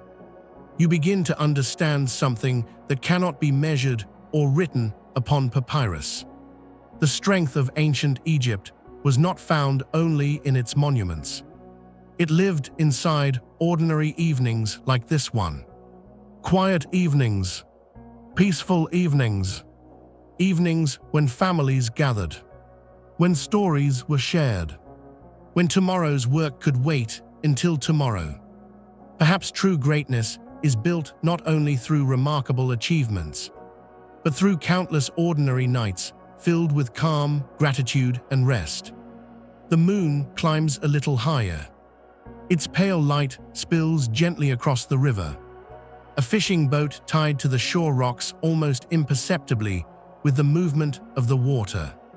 Nothing asks for your attention. Nothing demands your thoughts. You are simply here, breathing slowly, listening carefully, watching the ancient world settle into sleep. And as your own thoughts become quieter, you realize that somewhere more than 4,000 years ago, beneath these very same stars, someone else may have looked upward, taken one slow breath, and drifted peacefully into the night. The Nile continues flowing. The stars continue shining. The desert continues waiting in silent patience. And ancient Egypt, for one more peaceful evening, rests beneath the endless sky. Chapter 11, Before the World, AWAKNS. The night passes quietly. There is no sudden change. No loud sound announcing the arrival of a new day. Only the slow turning of the earth beneath the stars. For a while, everything remains perfectly still. The village sleeps. The workshops are silent.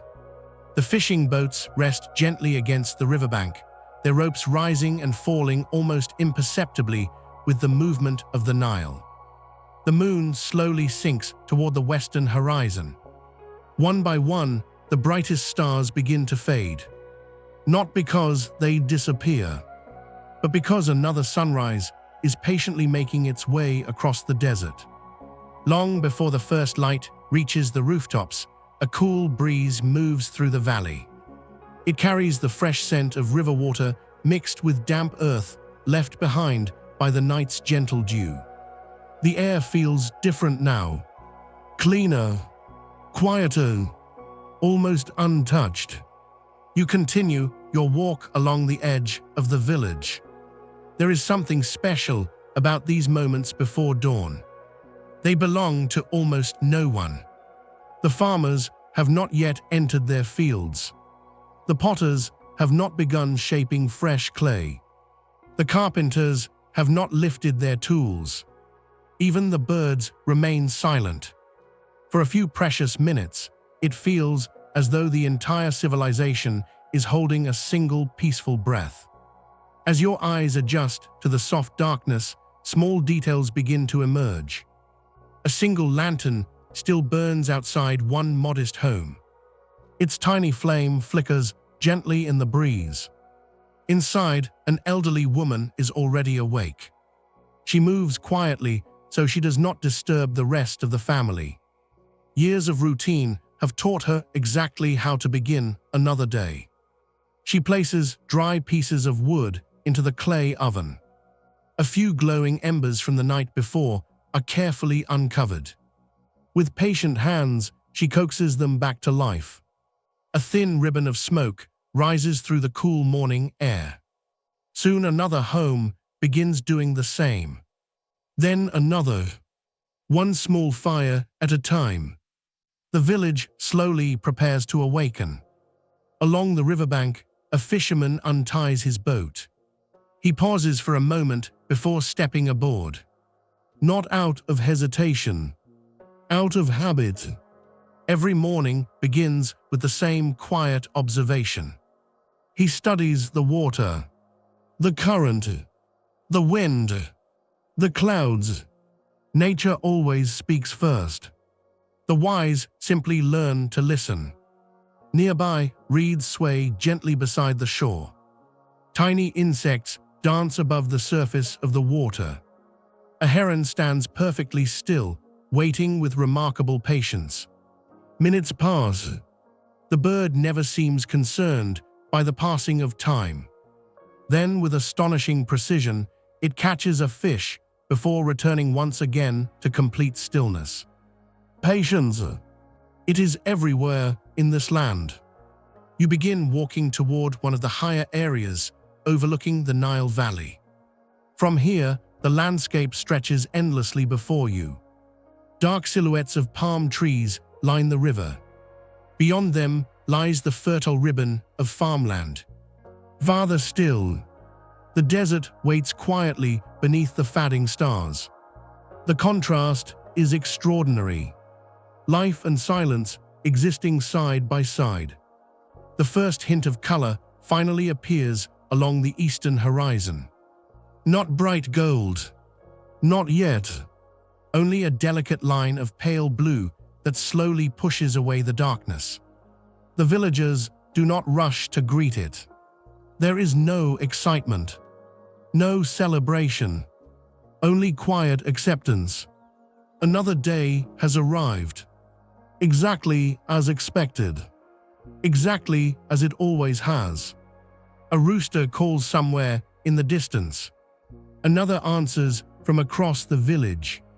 Soon after, the first birds begin singing. Their voices are gentle at first, Then gradually, the morning chorus grows stronger. The world is waking, one peaceful sound at a time. As sunlight slowly reaches the tops of the palm trees, long shadows stretch across the fields once more. The Nile reflects the first golden light of another Egyptian morning. Its surface glows like polished bronze. You realize that yesterday is already becoming memory. Today begins exactly where it left off. The same river, the same fields, the same boats, the same people quietly preparing for another ordinary day. And perhaps that is the greatest luxury of all. To wake each morning knowing that life will continue with steady purpose. Not perfectly, not without hardship, but with rhythm, with community, with hope. The baker will light his oven. The farmer will walk toward the fields. The scribe will unroll fresh sheets of papyrus. The potter will place his hands upon cool clay. Children will laugh. Birds will rise into the morning sky. And the Nile, as always, will continue its patient journey toward the sea. You stand for one final moment beneath the growing light. The first rays of the sun warm your face. A new day has quietly begun. And once again, ancient Egypt awakens with the river. Chapter 12, The Market by the River. Morning has now fully arrived. The cool blue tones of dawn slowly disappear beneath warm sunlight, and the valley begins another ordinary day. From the higher ground, where you stood watching the sunrise, you make your way back toward the village. The paths that were quiet only an hour ago are gradually becoming more active. Not busy, never hurried, simply alive. The first sound you hear are footsteps. Soft footsteps on packed earth. Then comes the gentle creaking of wooden cart wheels. Somewhere nearby, a donkey shakes its harness, causing a small bronze bell to ring only once before falling silent again. The village is waking with the same calm rhythm it has followed for generations. Today is market day. Not every village holds a market every morning, but today neighboring communities have begun arriving along the river. Some travel by foot. Others arrive in small wooden boats that drift quietly toward the shoreline before being tied to simple wooden posts. No loud voices announce their arrival. There are no signs, no colorful banners, only familiar faces greeting one another with warm smiles and quiet conversation. You walk toward the open square beside the river. Already, woven baskets are being placed carefully upon the ground. One merchant unfolds neatly woven linen cloth. Another arranges smooth pottery bowls in careful rows. A fisherman empties his morning catch into shallow reed baskets filled with damp river plants to keep the fish cool beneath the growing sun. Nothing is displayed carelessly. Every object has value. Every object represents someone's time, someone's skill, someone's patience.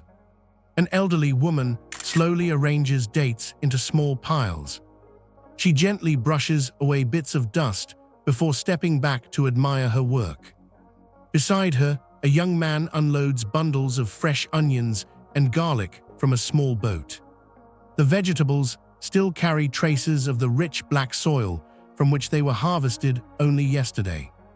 The air is filled with gentle scents. Fresh bread, sweet figs, dry papyrus, warm clay, a faint trace of cedar wood carried from a carpenter's nearby workshop. Nothing overwhelms the senses. Instead, every fragrance blends softly into the next.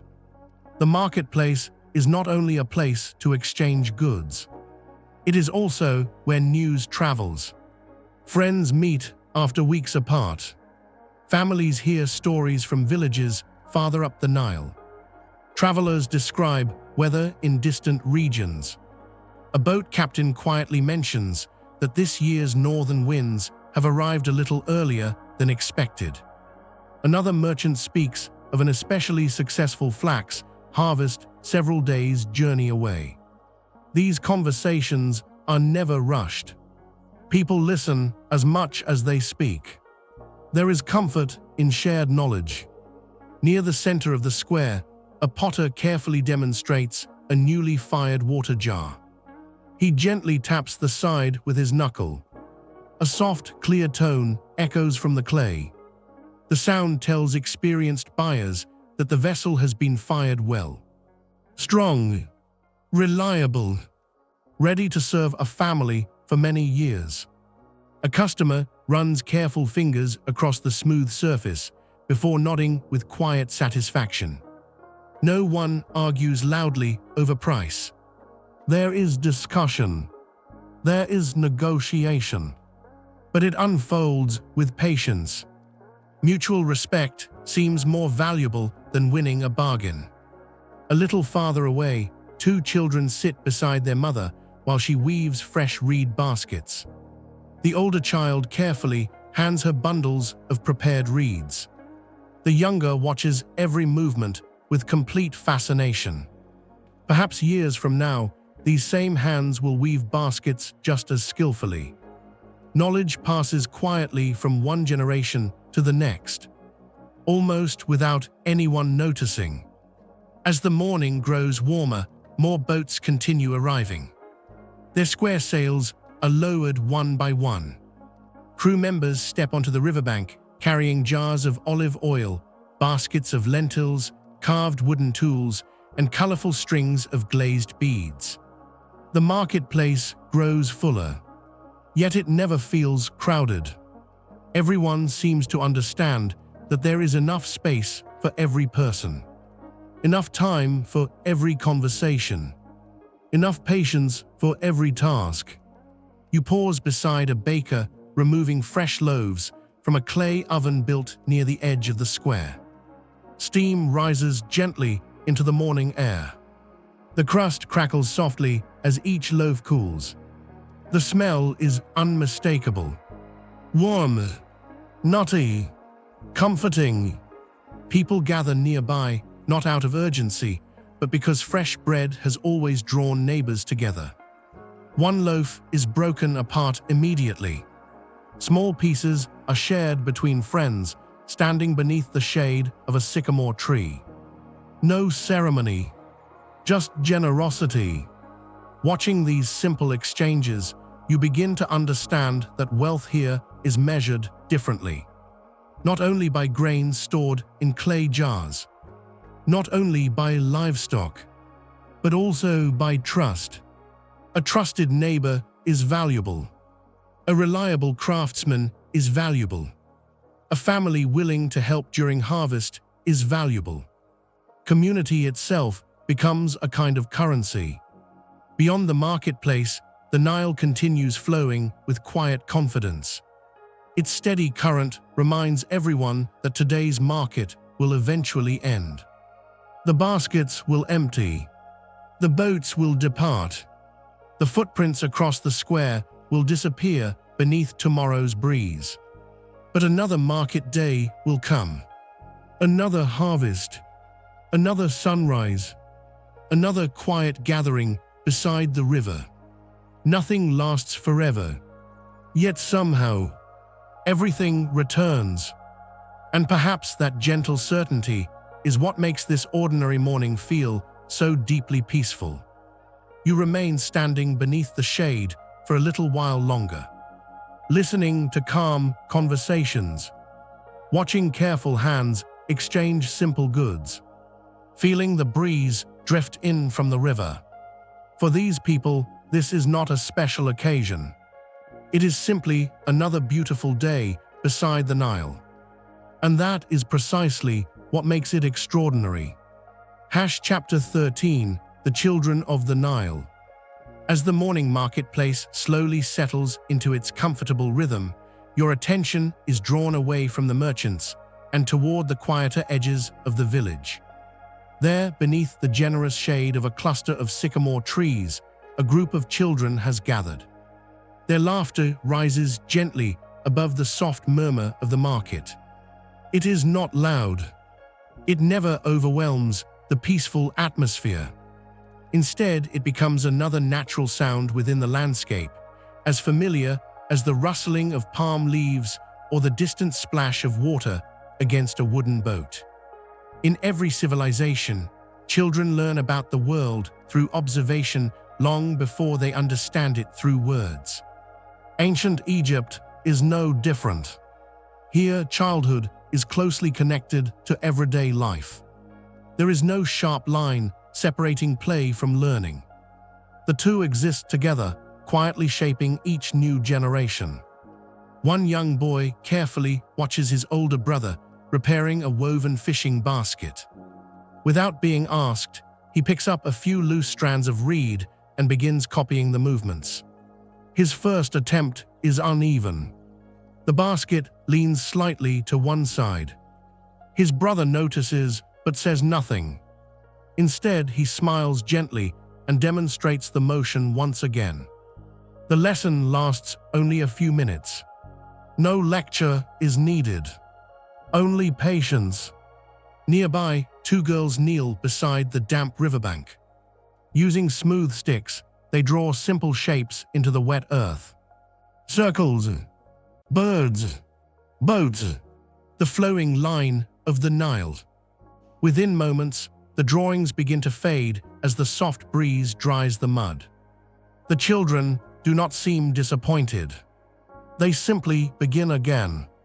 Creation is part of the joy, not permanence.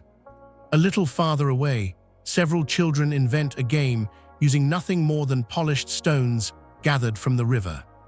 They arrange them into neat rows before taking turns tossing another stone toward the center. There are quiet cheers whenever someone succeeds. Gentle laughter follows every missed attempt. No prizes are offered. The game exists simply because playing together is enough. Watching them, you notice something striking. No one appears distracted. There are no glowing screens competing for attention. No hurried schedule pulling them toward the next activity. Their entire focus belongs to the present moment. The warmth of the sun, the feel of smooth stones in their hands, the voices of their friends, the cool breeze drifting in from the Nile. Perhaps this complete attention is one of the greatest gifts of childhood. Not only here, but everywhere. As you continue walking, you notice an older man sitting beneath a palm tree with several children gathered around him. He holds a small wooden carving of an ibis bird. Slowly, he explains how the real birds return to the river each season. The children listen carefully. Occasionally, one asks a question. Another points toward the sky, as if hoping to spot one flying overhead. Learning comes naturally here. The landscape itself becomes a classroom. The river teaches patience. The fields teach responsibility. The changing seasons teach humility. Every ordinary day offers another lesson for those willing to pay attention. One young girl carefully helps her grandmother collect fallen dates beneath a nearby palm. The older woman moves slowly now. Her granddaughter adjusts her pace without being asked. Neither speaks very much. The quiet cooperation between them feels effortless. It has likely become part of their daily routine. Across the village, another family prepares flax fibers for weaving. A curious child reaches out to touch the soft strands before they are spun into thread. His mother gently guides his hands, showing him how to separate the fibers without breaking them. The child nods seriously. To him, this is an important responsibility. And perhaps it is. Every useful skill begins with a single careful lesson. The breeze strengthens for a moment. Loose strands of linen flutter gently in the sunlight. A flock of small birds suddenly rises from the reeds before circling gracefully above the river. Almost every child stops to watch. For several seconds, no one speaks. The birds disappear into the brilliant blue sky. Then, almost as one, the children return to their games. Simple wonder requires no explanation. The hours pass almost unnoticed. The sun climbs a little higher. Shadows beneath the sycamore trees slowly shift across the ground. Parents call softly to their children. Some return home to help prepare the midday meal. Others accompany older family members toward the fields or workshops. The games come to an end without complaint. There will be time to play again tomorrow. As you stand quietly beneath the shade, you begin to understand something that history books rarely mention. Every great civilization depends not only upon its leaders, or its monuments, or its victories. It depends upon children, upon quiet afternoons spent learning, upon patient teachers, upon families willing to pass knowledge forward. The pyramids may endure for thousands of years, but before they could ever be imagined, there had to be children who learned how to shape clay, how to weave linen, how to guide boats, how to plant grain, and how to care for one another. Perhaps the future of ancient Egypt was never hidden inside its temples. Perhaps it was here all along, playing beneath the shade of a sycamore tree, beside the timeless waters of the Nile. Chapter 14, The Hands That Wove Linen. By the time the children have wandered back toward their homes, the village has settled into the quiet rhythm of late morning. The marketplace remains active, but there is no feeling of urgency. Trades continue with calm conversations. Boats arrive and depart without fanfare. The Nile carries them all with the same steady patience it has shown for countless generations.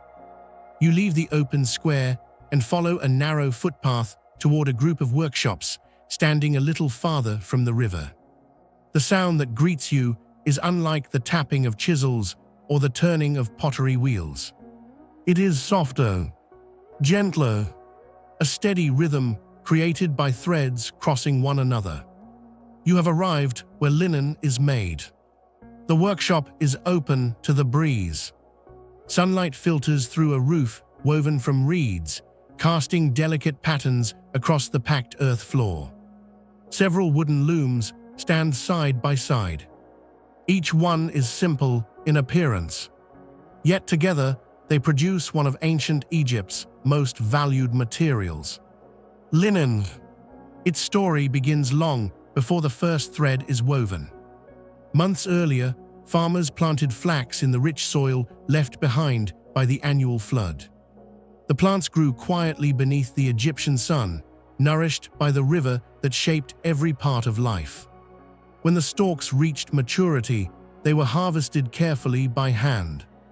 The fibers hidden inside each stem would eventually become cloth, but only after many patient steps. Bundles of flax now rest against one wall of the workshop.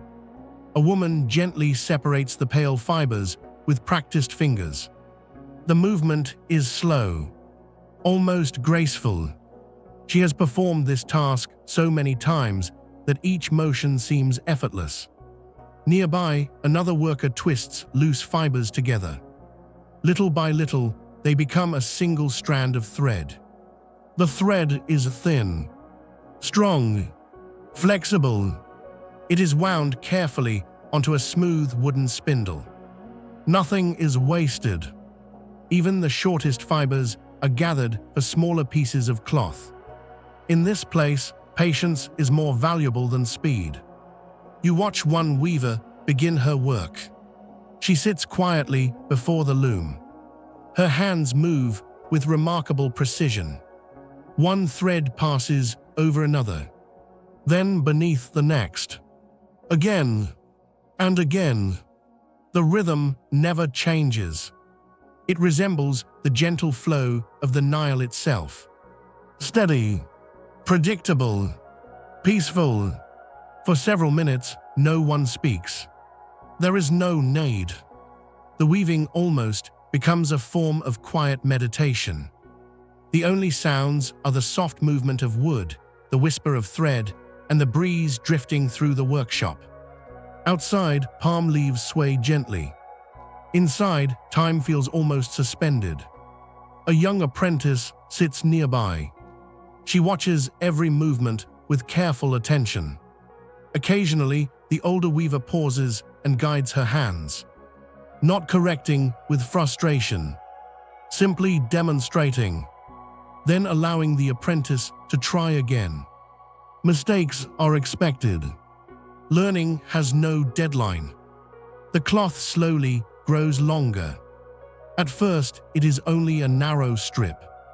Then a length of fabric begins to gather neatly behind the loom. Its surface catches the sunlight with a soft, natural glow. Unlike brightly colored fabrics that would appear in later centuries, most Egyptian linen remains simple. Clean, elegant. Its beauty comes not from decoration, but from craftsmanship. Finished linen serves many purposes. Simple garments for farmers, robes for priests, bandages for physicians, sails for boats, curtains inside homes, sheets placed over sleeping children during warm nights. Every household depends upon it. The work may seem repetitive to an outsider, yet no one here appears bored. Each completed piece carries quiet satisfaction. The weavers understand that their work will become part of someone's everyday life.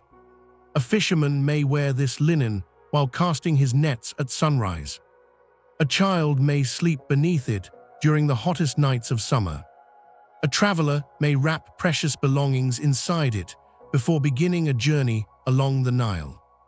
Their work touches lives they will never see.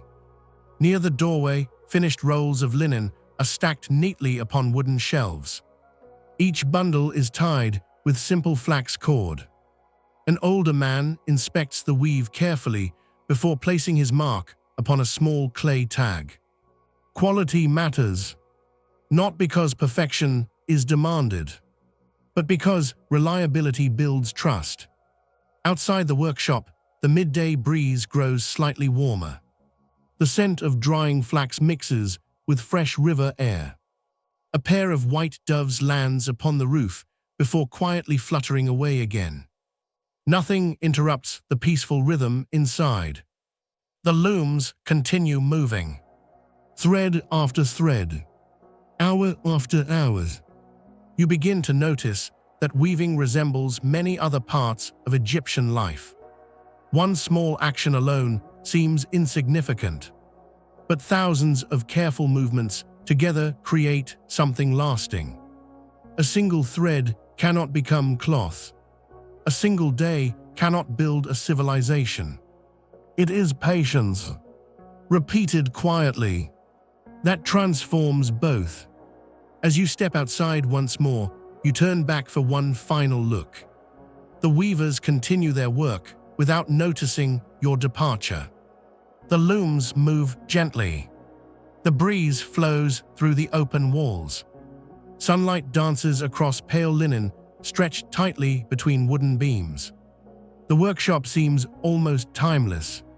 Perhaps if you returned tomorrow, or next month, or even years from now, you would find the same calm rhythm waiting for you. Because beside the Nile, some of life's greatest achievements are created, one careful thread at a time.